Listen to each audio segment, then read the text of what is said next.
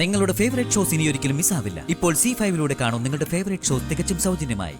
അയാളുടെ വീട്ടിൽ എന്തൊക്കെയോ പ്രശ്നങ്ങളുണ്ട്. മോൾക്കും അവിടെ പോയി ചികിത്സിക്കാൻ സാധിച്ചെന്ന് വരില്ല. സാരമില്ല, വീടിന് വെളിയിൽ അയാളെ കണ്ടുമുട്ടാനുള്ള സൗകര്യം ഞാൻ ചെയ്തു തരാം. പുറത്ത് എവിടെയെങ്കിലും വെച്ച് ഞാൻ നിർദ്ദേശിക്കുന്ന പ്രകാരം മോള് കുട്ടന്റെ ചികിത്സ നടത്തിയാൽ മതി.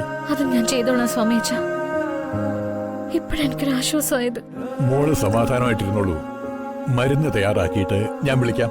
ശരി സ്വാമിയച്ച.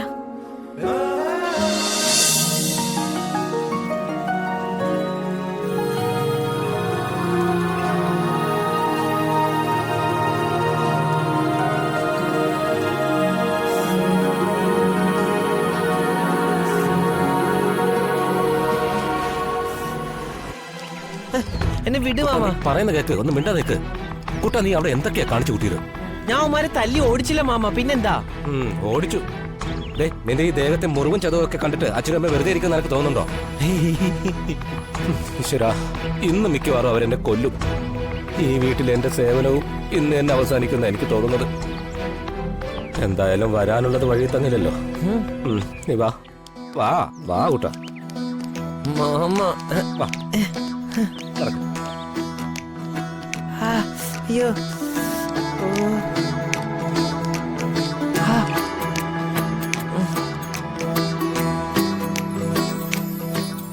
നിങ്ങളെന്താ വൈകിയത്?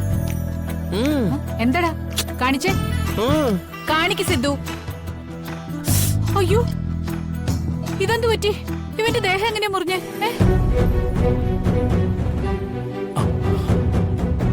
ഇതെന്താ സംഭവിച്ച? മൊത്തം പരിക്കാണല്ലോ. അപ്പോ എന്താടാ പറ്റിയത്? മോന്റെ ദേഹത്ത് എങ്ങനെയാ സംഭവിച്ചത്? ഇവ വല്ലയിടത്തും വീണോ? അത് പിന്നെ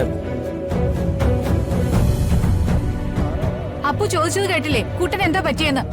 അത് പിന്നെ വഴിക്ക് വെച്ച് കുറച്ച് റൗഡികളായിട്ട് അടികൂടി, അങ്ങനെ പറ്റിയതാ. അടികൂടിയെന്നോ? അപ്പൊ നീ എവിടെയായിരുന്നു? ഞാനും അവിടെ തന്നെ ഉണ്ടായിരുന്നു. എന്നിട്ടാണോ നീ ഇവനെ അടികൂടാൻ അനുവദിച്ചേ? ഞാനിവനെ ഭദ്രമായി നോക്കാനല്ലേ നിന്നെ കെയർ ടേക്കറായി വെച്ചിരിക്കുന്നെ. നീ കൂടെ ഉള്ളപ്പോ ഇവൻ ഇങ്ങനത്തെ ഗതിയാണെങ്കിൽ നിന്നെ പിന്നെ എന്തിനു കൊള്ളാടോ? അത് പിന്നെ സാറേ, ഞാൻ പരമാവധി ശ്രമിച്ചതാ. പക്ഷെ കുട്ടനെന്റെ കയ്യിൽ നിന്നില്ല.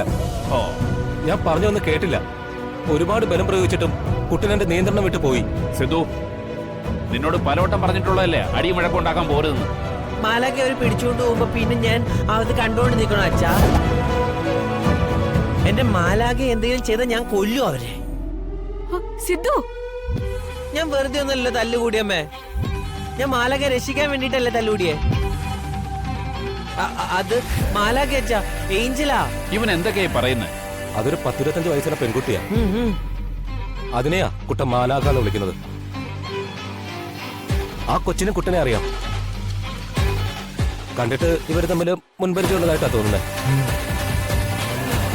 ആ കുട്ടിക്കും കുട്ടനോട് വലിയ അടുപ്പമാണ്. ഒരു പ്രത്യേക വാത്സല്യം, അത് ഞാൻ ശ്രദ്ധിച്ചിരുന്നു. കുട്ടനും ആ കുട്ടിയെ ജീവനാ. അതുകൊണ്ടാ റൗഡികൾ ആ പെൺകുട്ടിയെ ആക്രമിക്കുന്ന കണ്ടപ്പോ കുട്ടൻ ഓടിച്ച നാമാര് നേരിട്ടത്. അതെന്തായാലും ഇവന് കാര്യമായിട്ട് എന്തെങ്കിലും സംഭവിച്ചിരുന്നെങ്കിൽ എന്താകുമായിരുന്നു അവസ്ഥ? ഏതായാലും ഇനി ഇവനെ പുറത്തേക്കൊന്നും കൊണ്ടുപോകണ്ട. വേണ്ട വേണ്ട, ഇനി ഇവന്റെ കളിയും ചിരിയും ഉലാത്തലും ഒക്കെ ഈ ഗേറ്റിനകത്ത് മതി. നീ വന്നേ, അമ്മ മരുന്ന് വെച്ചുതരാം. എനിക്ക് മരുന്ന് വേണ്ടമ്മേ. വേണം, വന്നേ ഇങ്ങോട്ട്. വരാൻ. അമ്മ ഇങ്ങോട്ട് നടക്ക് സിദ്ധു. എനിക്ക് മരുന്ന് വേണ്ട.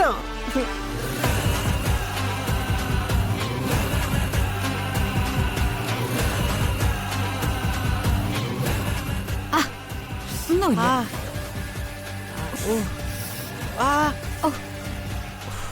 ഒന്നുമില്ലടാ. വേദനിക്കണു. മോനുട്ടെ, എന്തിനാ അടിപിടിക്കൊക്കെ പോയേ? അമ്മേ, മാലാഖ അപകടത്തിൽ പെടുമ്പോ പിന്നെ ഞാൻ എന്താ ചെയ്യണ്ടേ? രക്ഷിക്കണ്ടേ? രക്ഷിക്കണം. മാലാഖയെ രക്ഷിക്കാൻ വേണ്ടിയാ കുട്ടൻ അവരുടെ തല്ലിന് പോയത്. ഒരു പെൺകുട്ടിയെ രക്ഷിക്കാൻ വേണ്ടിയിട്ടാ മോൻ ശ്രമിച്ചെന്ന് ഓർക്കുമ്പോ അമ്മയ്ക്ക് സന്തോഷമുണ്ട്. പക്ഷേ വേണ്ട മോനെ. മോനെ ഇനി ഇതുപോലൊരു അപകടത്തിലേക്ക് അയക്കാൻ അമ്മയ്ക്ക് സാധിക്കില്ല. അതുകൊണ്ട് മോൻ ഇനി പുറത്തു പോണ്ട. പറ്റില്ല അമ്മ, എനിക്ക് പുറത്തു പോണം. വേണ്ടെന്ന് പറഞ്ഞില്ലേ? ഈ മുറ്റത്തിറങ്ങാനുള്ള സ്വാതന്ത്ര്യം മാത്രമേ ഇനി നിനക്ക് അനുവദിക്കാൻ പറ്റുള്ളൂ.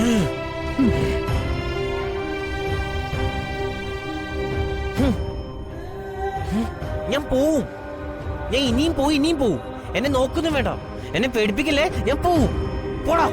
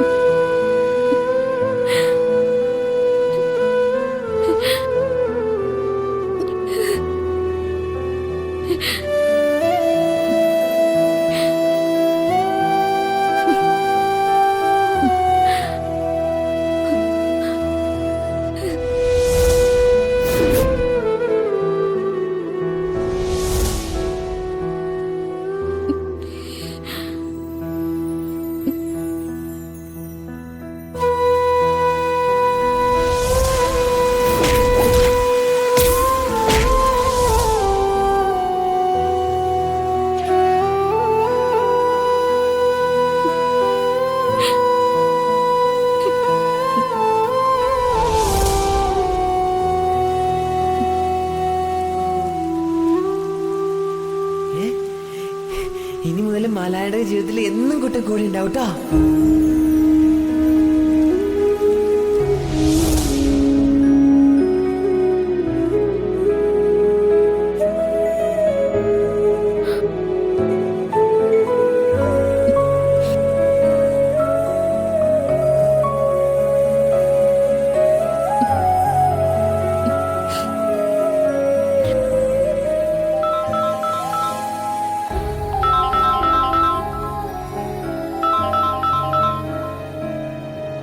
ഹലോ ദേവികെ, പറയൂ.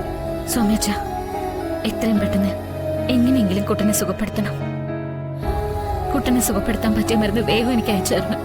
മോളെ, അത് പറ്റില്ലെന്ന് മാത്രം സ്വാമിച്ച പറയരുത്. സ്വാമിച്ച ഇങ്ങനെ മനോനില തെറ്റി നടക്കേണ്ട ആളല്ല കുട്ടൻ. അയാൾക്ക് നല്ലൊരു ജീവിതമുണ്ട്. ചികിത്സിച്ച് ഭേദമാക്കി എടുത്താൽ നഷ്ടപ്പെട്ടു എന്ന് കരുതുന്ന ആ ജീവിതം അയാൾക്ക് വീണ്ടും കിട്ടും.